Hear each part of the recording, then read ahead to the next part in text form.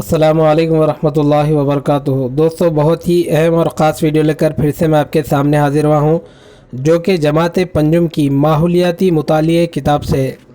दोस्तों, आज हम जमात पंजुम की माहौलियाती मुतालिए किताब से 15वां सबक हमारा दस्तूर और 16वां सबक बच्चों के हुकूक़, इन दोनों असबाक के अहम पॉइंट्स के बारे में जानेंगे। दोस्तों, जमात पंजुम की माहौलियाती मुतालिए किताब से ये 10वां पार्ट है। दोस्तों, अगर आपने पिछले पार्ट्स नहीं देखे हैं, यानी 1, 2, 3, 4, 5, 6, 7, 8, 9 ये पार्ट्स अगर आप नहीं देखे हैं तो डिस्क्रिप्शन में मैं लिंक दे दूंगा, आप वो तमाम पार्ट्स देखें।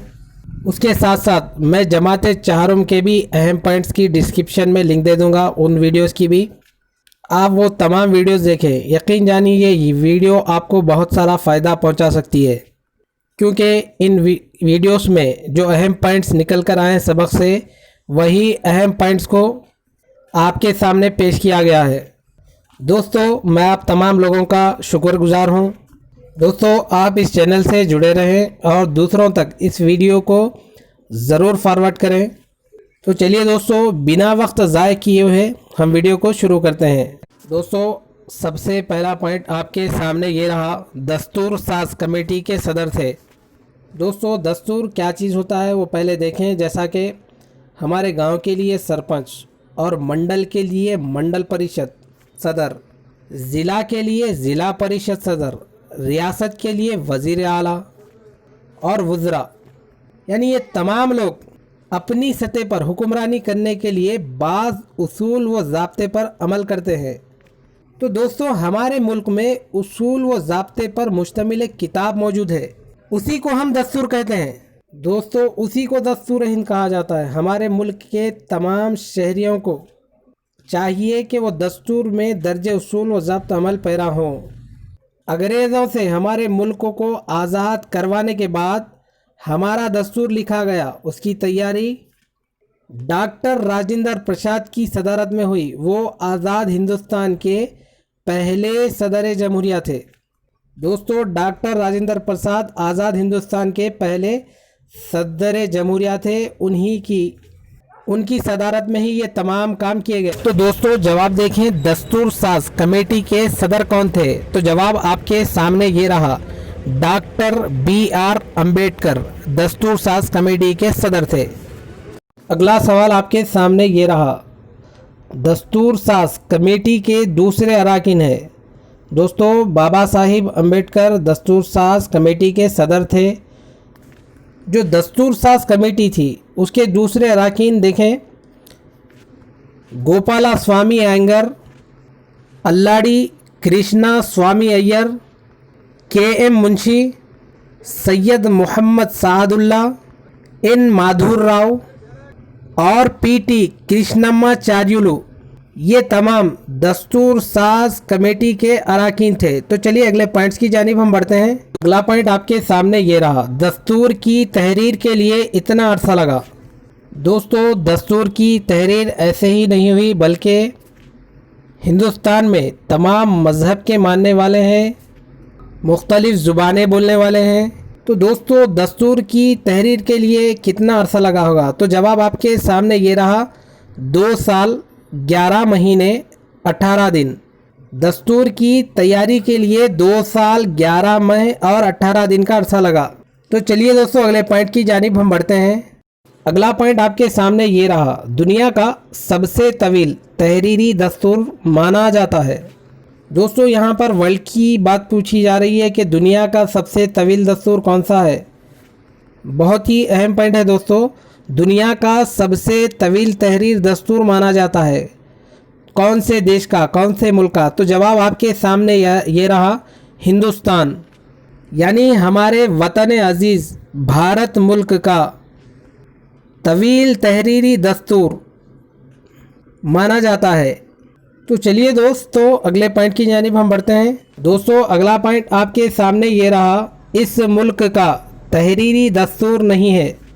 दोस्तों, वो कौन सा मुल्क है जिसका तहरीरी दस्तूर नहीं है? तो जवाब आपके सामने ये रहा, बरतानिया। दोस्तों, बरतानिया का तहरीरी दस्तूर नहीं है। तो चलिए अगले पॉइंट्स की जानिब हम बढ़ते हैं। दोस्तों अगला पॉइंट आपके सामने ये रहा, क्या दस्तूर में तरमीम की जा सकती है? दोस्तों क्या दस्तूर में तरमीम किया जा सकता है? यकीनन किया जा सकता है, लेकिन शर्त क्या है?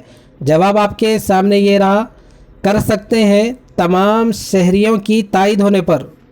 दोस्तों जब तमाम शहरियों की तायद होगी तो दस्तूर में तरमीम की जा सकती है। उसके बाद देखें, हिंदुस्तान का दस्तूर नाफिजुल अमल हुआ।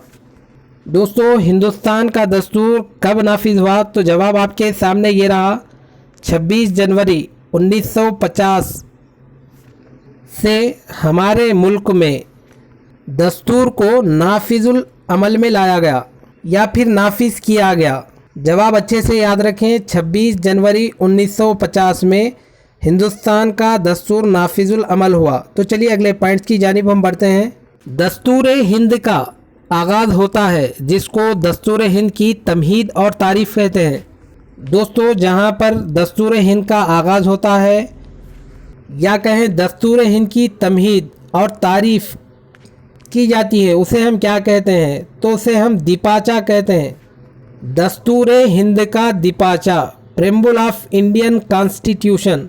आप अच्छे से जहन में रखें, दस्तूर हिंद का आगाज़ दीपाचे से होता है। ये दीपाचा दस्तूर हिंद की तमहीद और तारीफ़ कहलाता है। दीपाचा दस्तूर हिंद की जान है जो कौमी मकासद का आईनेदार होता है, जिसमें ये बात बताई जाती है इंसाफ, आज़ादी, मसावत और अख़वत। तो चलिए दोस्तों अगले पॉइंट की जानिब हम बढ़ते हैं। दोस्तों अगला पॉइंट आपके सामने ये रहा, हिंदुस्तान का दस्तूर को असम्बली में मंजूर कर लिया गया। दोस्तों मुरतब किए गए दस्तूर को दस्तूर साज असम्बली में कब मंजूरी कर लिया गया या फिर मंजूरी दी गई? तो जवाब आपके सामने ये रहा, 26 नवंबर 1949 ईस्वी को मंजूरी दी गई। तो चलिए अगले पॉइंट्स की जानिब हम बढ़ते हैं। दोस्तों अगला सवाल आपके सामने ये रहा, साल 2011 के मुताबिक हिंदुस्तान की आबादी है। दोस्तों जो सेंसस हुआ था 2011 में, उसके मुताबिक हिंदुस्तान की आबादी है, यानी मरदम शुमारी 2011 में जो हुई उसके मुताबिक हिंदुस्तान की आबादी 121 करोड़ है। चलिए दोस्तों अगले पॉइंट की जानिब हम बढ़ते हैं। दोस्तों उसके साथ आप ये भी याद रखें, यानी साल 2011 में जो मरदम शुमारी हुई थी उसके मुताबिक 80% हिंदू भाई हैं, 13% मुसलमान हैं, 2% ईसाई भाई हैं, सिख हैं, बुद्ध हैं, जैन हैं। अच्छे से याद रखें, 80% हिंदू भाई, 13% मुसलमान, 2% ईसाई, सिख, बुद्ध, जैन वगैरह वगैरह। तो चलिए अगले पॉइंट्स की जानिब हम बढ़ते हैं। लेकिन दोस्तों आप अच्छे से इस बात को याद रखें कि साल 2011 के सेंसस के मुताबिक यानी मरदम शुमारी के मुताबिक हिंदुस्तान की आबादी 121 करोड़। अगला पॉइंट आपके सामने ये रहा, सिख, बुद्ध, जैन मज़हब का आगाज़ हुआ। दोस्तों सिख मज़हब, बुद्ध मज़हब, जैन मज़हब का आगाज़ कहाँ से हुआ? देखें जवाब आपके सामने ये रहा, हिंदुस्तान में ही सिख, बुद्ध, जैन मज़हब का आगाज़ हुआ। तो चलिए अगले पॉइंट्स की जानिब हम बढ़ते हैं। दोस्तों अगला पॉइंट आपके सामने ये रहा, हिंदुस्तान की पार्लियामेंट में जुमला अराकीन की तादाद है। दोस्तों हिंदुस्तान की जो पार्लियामेंट है उसमें जुमला अराकीन की तादाद देखें 790, जिसमें 545 लोकसभा और 245 राज्यसभा। तो चलिए दोस्तों अगले पॉइंट की जानिब हम बढ़ते हैं। लोकसभा के इतने अराकीन को अवाम वोट के ज़रिए मुंतखब करते हैं। दोस्तों लोकसभा के जो अराकीन हैं अवाम वोट के ज़रिए इतने अराकीन को मुंतखब करते हैं। तो जवाब आपके सामने ये रहा 543। दोस्तों हमने जाना कि 545 लोकसभा के अराकीन होते हैं। तो अब यहाँ पर देखें अवाम के ज़रिए चुने जाने यानी मुंतखब किए जाते हैं 543, तो और दो को कौन करता है? तो आगे पॉइंट में देखें दोस्तों, अगला पॉइंट आपके सामने ये रहा, लोकसभा के इतने अराकीन को बग़ैर इलेक्शन के रास्त तौर पर मुंतखब किया जाता है। तो दोस्तों जवाब आपके सामने ये रहा 2। तो दोस्तों जुमला लोकसभा के अराकीन की तादाद है 545, जो कि अवाम के ज़रिए 543 मुंतखब किए जाते हैं और 2 अरकान को बग़ैर इलेक्शन के रास्त तौर पर मुंतखब किया जाता है। तो चलिए अगले पॉइंट्स की जानिब हम बढ़ते हैं। दोस्तों अगला पॉइंट आपके सामने ये रहा, राज्यसभा के इतने अरकान मुंतखब होते हैं। दोस्तों राज्यसभा के अरकान की जुमला तादाद 245 होती है, लेकिन राज्यसभा के इतने अरकान को मुंतखब किया जाता है। तो दोस्तों जवाब आपके सामने ये रहा 233।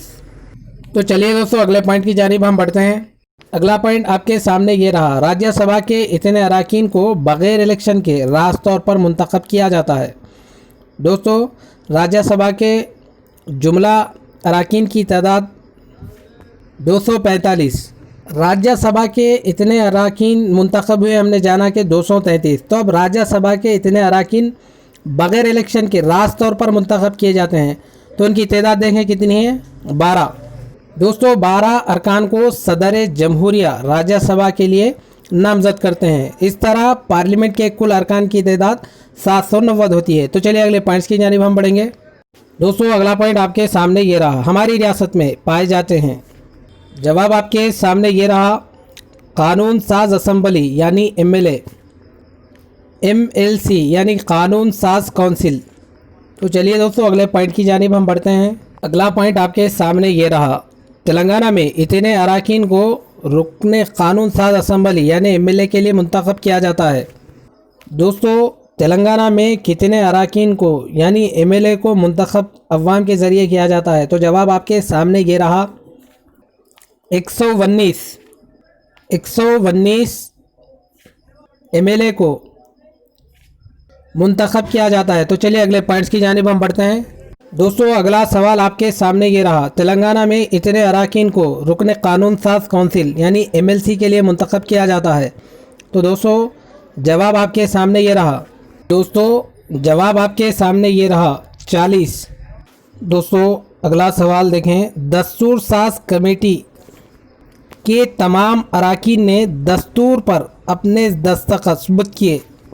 24 जनवरी 1950 ईस्वी को दस्तूर साज कमेटी के तमाम अरकान ने उस पर दस्तखत सबूत किए और 26 जनवरी 1950 से मंजूर शुदा दस्तूर के मुताबिक हम अपने आप हुकूमत कर रहे हैं। तो चलिए अगले पॉइंट्स की जानिब हम बढ़ते हैं। दोस्तों अगला पॉइंट आपके सामने ये रहा, हिंदुस्तान के तमाम अवाम को हासिल है। दोस्तों जवाब आपके सामने ये रहा, इंसाफ, मसावत, आज़ादी वगैरह के हुकूक़। दोस्तों दस्तूर हिंद हमें हुकूक़ और ज़िम्मेदारियाँ भी अता करता है। वो काम करने का हक़, इजहार ख़याल का हक़, मजहबी आज़ादी का हक़, इस्तेहाल से बचने का हक़, वोट देने का हक़, तालीम का हक़, अंजुमन कायम करने का हक़ वगैरह वगैरह। तो चलिए दोस्तों अगले पॉइंट की जानिब हम बढ़ते हैं। हमारे मुल्क में वोट डालने के लिए उम्र होनी चाहिए। दोस्तों हमारे मुल्क में वोट डालने के लिए कितनी उम्र होनी चाहिए। तो जवाब आपके सामने ये रहा, 18 साल। दोस्तों अगर कोई 18 साल तकमील कर लेता है, मुकम्मल कर लेता है, तो दोस्तों वो वोट का इस्तेमाल करते हुए अपने मनपसंद अरकान को मुंतखब कर सकता है। तो चलिए अगले पॉइंट्स की जानिब हम बढ़ते हैं। दोस्तों इस सबक से यही इम्पॉर्टेंट थे, यानी 15वां सबक हमारे दस्तूर से यही अहम पॉइंट थे जो मैंने आपके सामने रखे। दोस्तों अब हम 16वें सबक बच्चों के हुकूक़ सबक से अहम पॉइंट जानेंगे जो कि बहुत ही मुख्तसर है। तो चलिए दोस्तों पहला सवाल आपके सामने ये रहा, हेलन किलर पैदा हुई। दोस्तों हेलन किलर कहाँ पैदा हुई। दोस्तों हेलन किलर अमेरिका में पैदा हुई। तो चलिए दोस्तों अगले पॉइंट की जानिब हम बढ़ते हैं। दोस्तों अगला पॉइंट आपके सामने ये रहा, हेलन किलर ने 8 साल की उम्र में बरिल रस्मुल क़द इस मुअल्लिमा की निगरानी में सीखा। दोस्तों पहले आप ये जान लें कि हेलन किलर अमेरिका में पैदा हुई। उन्हें 19 साल की उम्र में एक जहरीली बुखार आने की वजह से उनकी बीनाई और क़ुव्वत गोयाई से वो महरूम हो गई। उसके अलावा वो क़ुव्वत समाज से भी महरूम हो गई थी। लेकिन उनके वालिदैन कभी मायूस नहीं हुए और उन्होंने कभी मायूसी का इजहार नहीं किया। उनकी बेटी की ज़िंदगी बेहतर बनाने के लिए मुख्तलिफ़ कोशिशें किए। तो दोस्तों हेलन किलर 8 साल की उम्र में बरिल रस्म ख़त्म सीखा था जो इन मुअल्लिमा की निगरानी में सीखा। तो जवाब आपके सामने ये है दोस्तों, सारा पुटर नामी मुअल्लिमा की निगरानी में उन्होंने बरिल रस्म ख़त सीख लिया। तो चलिए दोस्तों अगले पॉइंट की जानिब हम बढ़ते हैं। बच्चों के 4 अहम हुकूक़ है। दोस्तों बच्चों के 4 वो कौन से अहम हुकूक़ है देखें। जीने का हक़, तहफ़्फ़ुज़ पाने का हक़, तरक्की पाने का हक़, हिस्सा लेने का हक़। इन तमाम के अलावा यानी जो 4 अहम हुकूक़ है उनके अलावा और कई हुकूक़ भी होते हैं। तो चलिए दोस्तों अगले पॉइंट की जानिब हम बढ़ते हैं। दोस्तों अगला सवाल आपके सामने ये रहा, 6 ta 18 साल की या फिर 6 ta 18 साल तक के तकरीबन इतने बच्चों पर मुश्तमिल पार्लियामेंट को ही बच्चों की पार्लियामेंट कहते हैं। तो जवाब आपके सामने ये रहा 30। दोस्तों 6 ta 18 साल तक के तकरीबन 30 लड़के और लड़कियों पर मुश्तमिल बच्चों की पार्लियामेंट तश्कील जाती है, जिसमें मुतालिका रिहाइश इलाक़े के बच्चे बतौर अरकान शामिल रहते हैं। तो चलिए दोस्तों अगले पॉइंट की जानिब हम बढ़ते हैं। दोस्तों अगला पॉइंट आपके सामने ये रहा, रियासत केरला में इतने बच्चों की पार्लियामेंट मौजूद है। दोस्तों हमने जाना कि 6 ta 18 साल तक के तकरीबन 30 लड़के और लड़कियों पर मुश्तमिल बच्चों की पार्लियामेंट तश्कील दी जाती है, जिसमें मुतालिका रिहाइश इलाक़े के बच्चे बतौर अरकान शामिल रहते हैं। इस पार्लियामेंट में तालीम, सेहत, बच्चों के मसाइल, हुकूक़ की पामाली वगैरह उमूर पर हर हफ्ते इजलास मुनक़्क़िद किया जाता है और ये अरकान बच्चों के हुकूक़ के तहफ़्फ़ुज़ की कोशिश करने वाले इदारों के साथ मिलकर काम करते हैं। तो दोस्तों यहाँ पर सवाल ये है कि रियासत केरला में इतने बच्चों की पार्लियामेंट मौजूद है। तो जवाब आपके सामने ये रहा 2722, जिसमें 6 लाख बच्चे बतौर अरकान शामिल हैं। दोस्तों वीडियो को ज़्यादा से ज़्यादा शेयर करें। अगर आप इस चैनल पर नए हैं तो चैनल को ज़रूर सब्सक्राइब करें। अस्सलामु अलैकुम, अल्लाह हाफिज़।